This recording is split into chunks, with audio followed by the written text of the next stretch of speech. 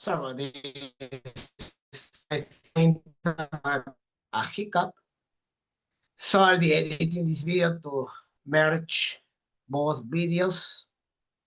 It's fine because I'm recording this. So anyway, so I was talking about the pedagogy of the oppressed and some of the ideas Freire is introducing in here, how those remarks will actually clash with the recent political environment, right? That's why I brought his book, this reference, in my presentation here today. There are other references and there are other articles that I found where it's discussed how this political environment can reshape education for English learners and how even the way teachers are being trained could affect the way we are teaching students and how we work with immigrant students in the classroom, right? Now, let's talk about some important historical facts. The 1968 Bilingual Education Act, which was the first federal recognition for the need of ELLs.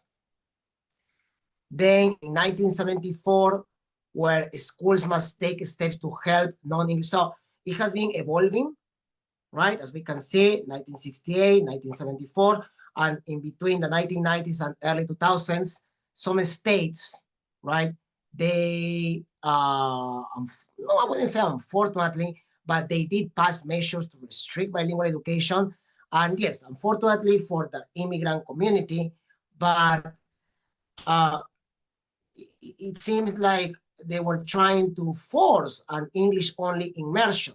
Now, again, I have spoken with people, even here in New Jersey, who are not totally, but unfortunately, they are against speaking Spanish in the classroom.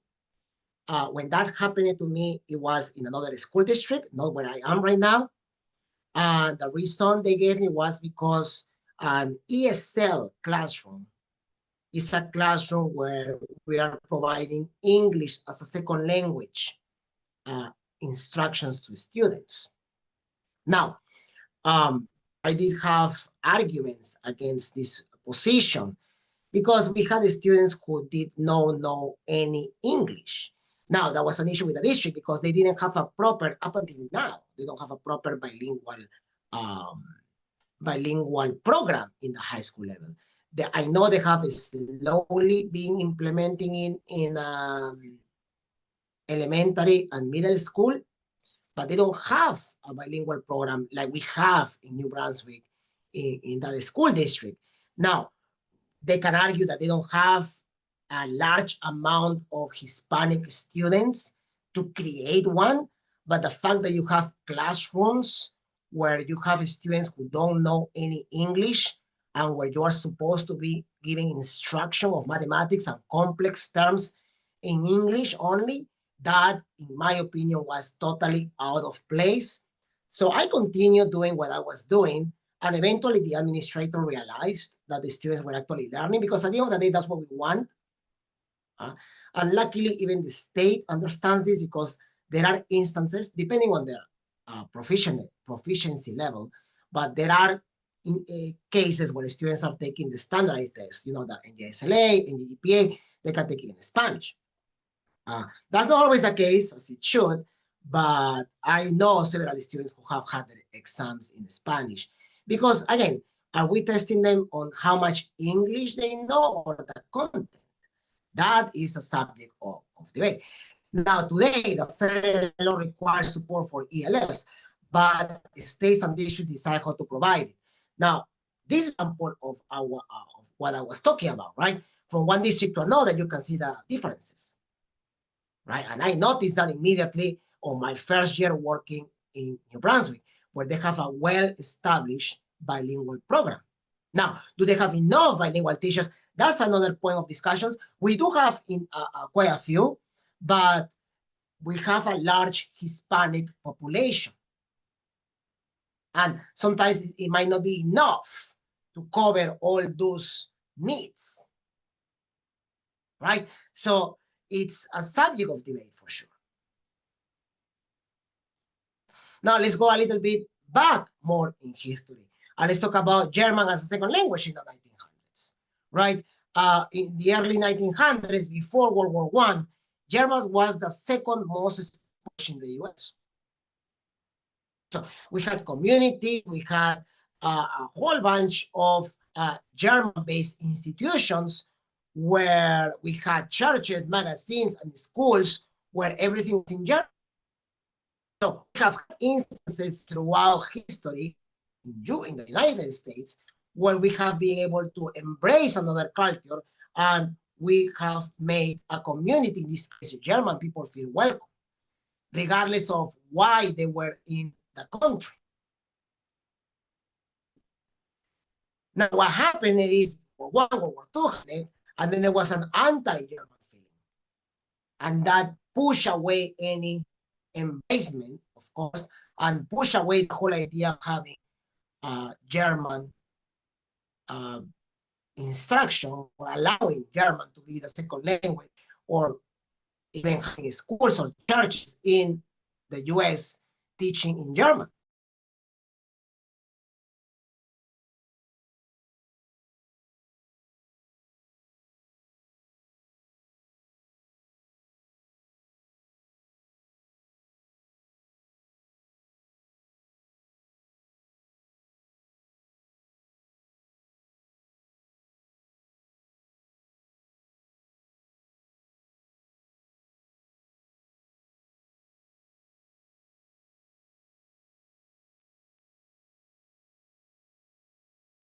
Okay, again, my internet is, the day I decide to make this video, I have issues. I'm gonna merge the video so it looks good. I'm very sorry about this. It's just what happens, I guess. Okay. Now we have another reference here, Crawford's book, Educating English Learners, where there are very interesting remarks to show how language diversity has always been part of American history, like we had here with German, right? Since the very beginning, Americans have spoken more than one language, right? However, when it comes to second language instruction, right, there have been a lot of policies and laws, unfortunately, to ban them and to push them for an English-only instruction, especially in public schools. Now, why is this happening?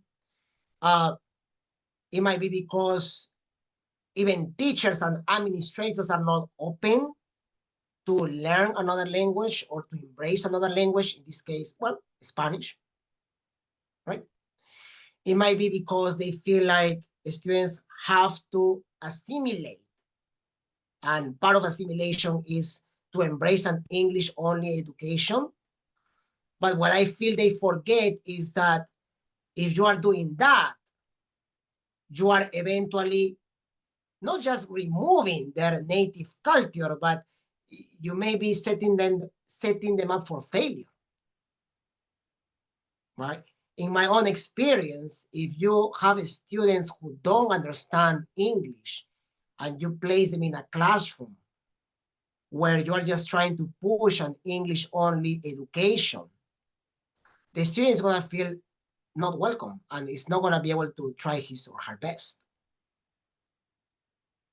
Now, I might be biased because I'm native Latin American, but when I have had opportunity to teach and to cover classes, not just mathematics, but physics, which is my major, I have encountered students who are willing to learn English as they go, but they still want instruction and paperwork and homework and assignments, classwork to be provided in their own native language. So they eventually are open to learn English, right? They know they have to, but you cannot just push it and make them, just force it on them.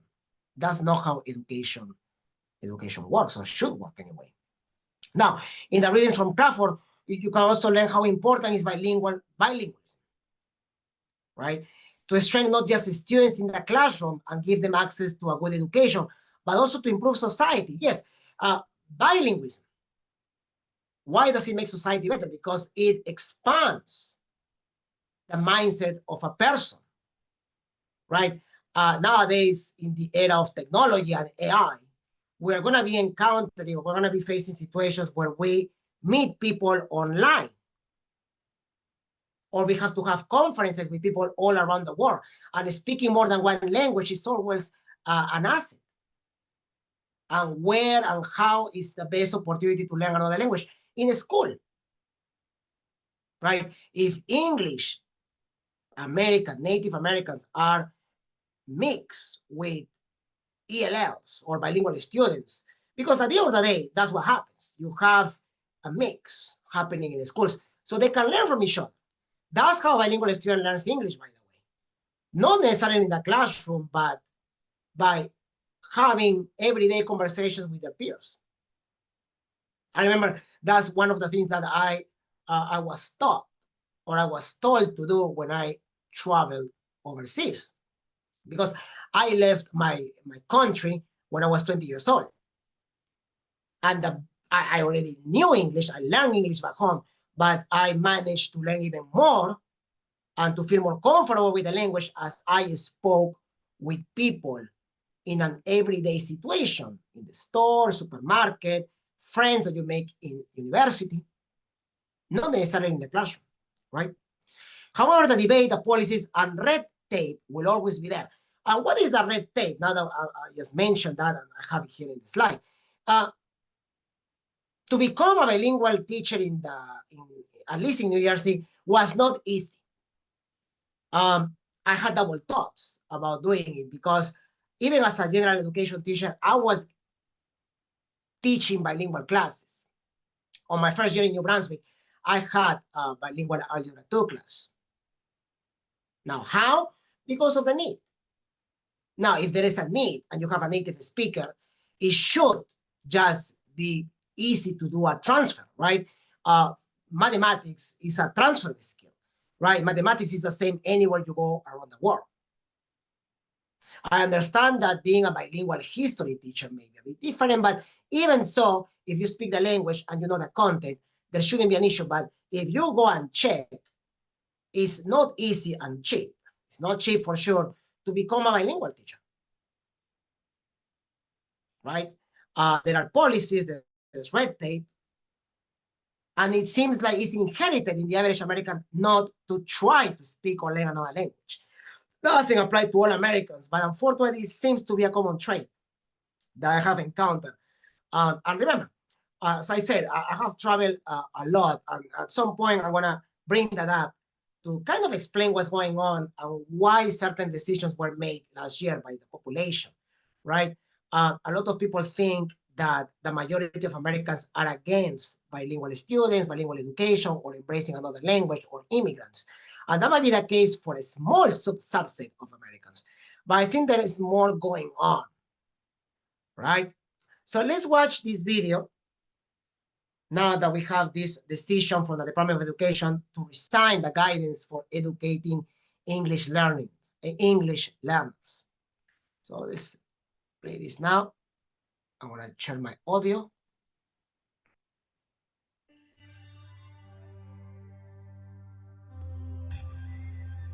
When it comes to bilingual education, one cannot forget the efforts done by ASPIRA in the 1970s, the organization that filed a lawsuit on behalf of English language learners seeking to establish a bilingual education system, and the work done by Herman Badillo, who pushed matters forward as a member of Congress.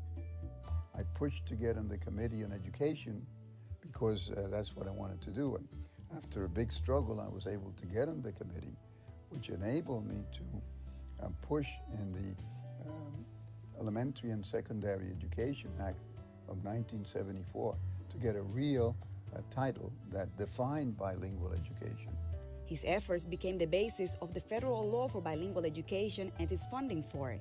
But after 30 years of its implementation, bilingual education continues to get criticized, even by Badillo himself, who says a bilingual education system focusing on ESL programs or English as a second language is doing nothing to lower dropout rates among Latinos. However, he does favor a language immersion program such as the dual language. Well, language works out very well. In fact, that's the best kind of bilingual education because there the kids learn both English and Spanish. But the problem is not that we need to readjust that. We do need to readjust bilingual education so it does not go on for 6 or 8 years, which is happening now because otherwise the kids never go into the mainstream. Transition and language immersion programs have been supported by President Barack Obama since he was a candidate for president, an initiative education officials keep advocating for. Bilingual education is hugely important. And again, I just want to level the playing field. I want our students to be able to compete internationally for jobs. And whether it's bilingual or whether it's trilingual, the more our students are learning those skills at an early age, the better they're going to do and the more opportunities we're going to open for them. Mr. Duncan's department hopes the newly created Race to the Top program, designed to reward schools based on its children's performance, also closes the achievement gap among English language learners, using schools' accountability to make sure these students get to complete school. So again, it's always going to be a matter of discussion, the whole idea of how bilingual education should be applied. It's interesting, the whole idea of dual language immersion. I myself try to provide some English instruction in my bilingual classes because I think it's important. At the end of the day, the students, is true, when they go to college or to a job, knowing both languages is an asset. If we just have them where they are just comfortable learning everything in Spanish or in their native language, right, which can be French, Creole, and we don't allow them to do a transition, which at some point they should, then we're also doing a disservice. Now, the debate can also be when the student arrives into the country, right? We have students coming without proper foundation skills, and they are placed in 9th grade. So what do we do at that point, right? In urban districts here in the university, happens a lot. I have had students who came and they were placed in Algebra 1, ESL, and they didn't have knowledge of English, and they haven't been in school for a couple of years. So they didn't have the foundations either. So what do? So you're going to have a gap in there, not just in terms of language, but the content. And that's the challenge. Every school district is different. And the way we approach bilingual education is going to be different. At the end of the day, I think we want the best for our students. And that's what we should be focusing on. So why does this matter, right? Federal guidance and oversight has helped schools develop, yes, and to be properly equipped with curriculums to help bilingual students. Without having federal oversight, then that means that some districts may just remove bilingual education. And then we start having dropouts. Or then we have students moving to other communities, other districts, which has happened a lot throughout history. That's why we have districts here in New Jersey, which are highly populated with bilingual students. And we have districts which don't have enough programs to provide service to these students, right? So it comes to the point where we have to find a balance. Now, this is dangerous because there are already issues in learning English and mathematics, as shown in. So if we go to the scores, which was a matter of debate just a month ago, it's right now October, the scores for the NGGPA were released almost a month ago. And we have that everything seems to be dropping, math scores, English scores. So there is something that is going on. Now, New Jersey seems to be in the top when it comes to education, but our scores are dropping. Maybe not graduation rate per se, but the scores in math, in English are not as they should, right? And why is that? Why do we have ELLs across the country falling behind, which is what's happening across the country, right? So it matters that there is still some federal oversight and accountability. So removing guidelines is for sure not a solution for this. So now let's talk a little bit about the political position and beliefs. Like, can a teacher positional political views affect the environment of a classroom? And I must say, I'm glad I don't teach history or social sciences, where a lot of the topics, especially the current political environment, may be a subject of debate in a classroom, where it can make some students feel uncomfortable, right? When it comes to bilingual education and the support to English learners, it has been found that there is a partisan divide, right?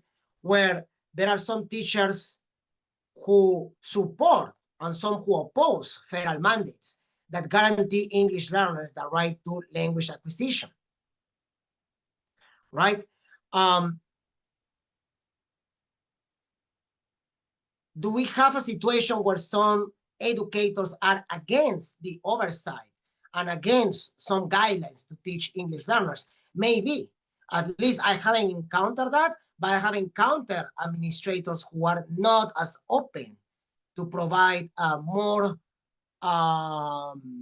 better community sort of environment when it comes to ESL and bilingual students. Now, I'm not trying to mix both because it's different, I know, but at the end of the day, there is an overlap.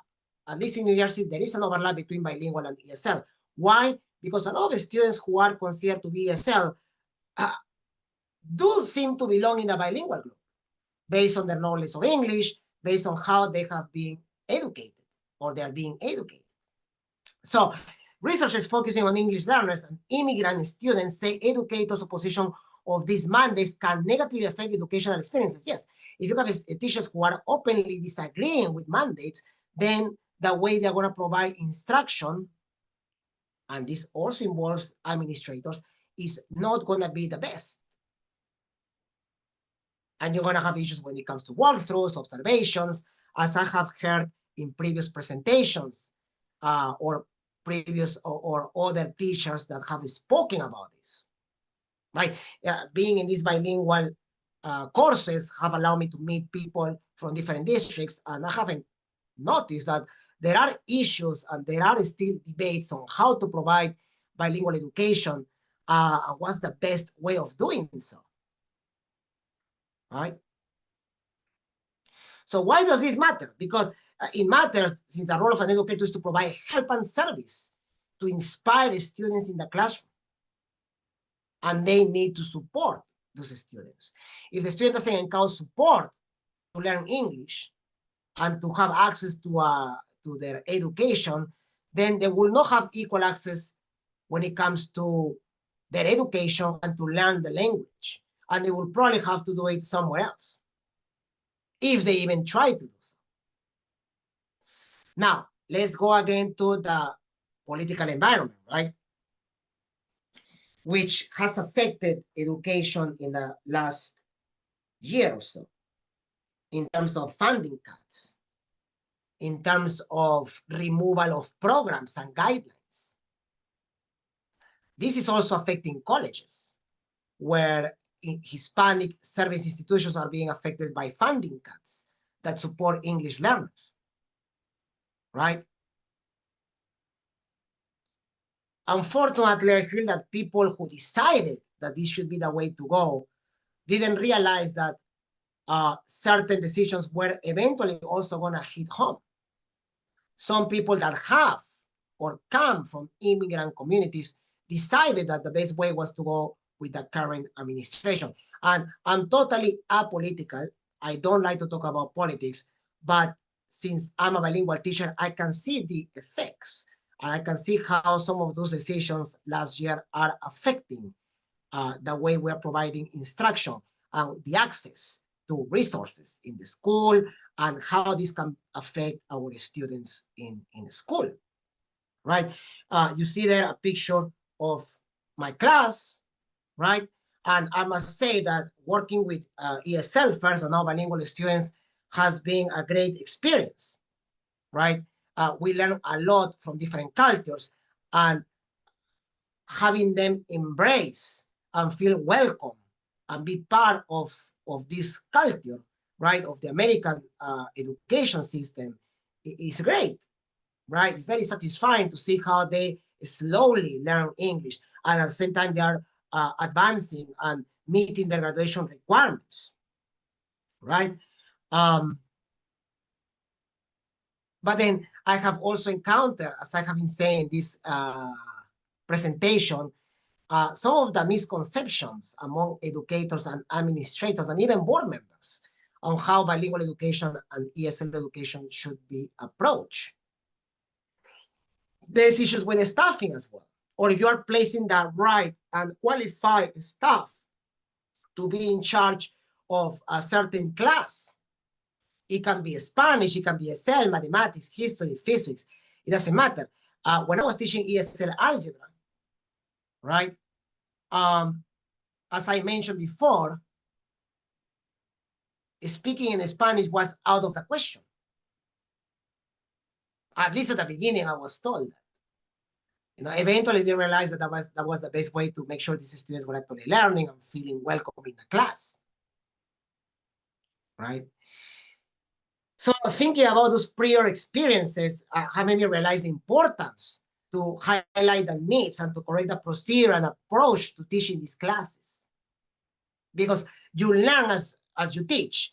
You can get all these licenses and you can actually go through all these courses, but you learn how to teach, especially bilingual students, in the classroom as you encounter them and you see how they come to us in different levels in their education. There's another picture there.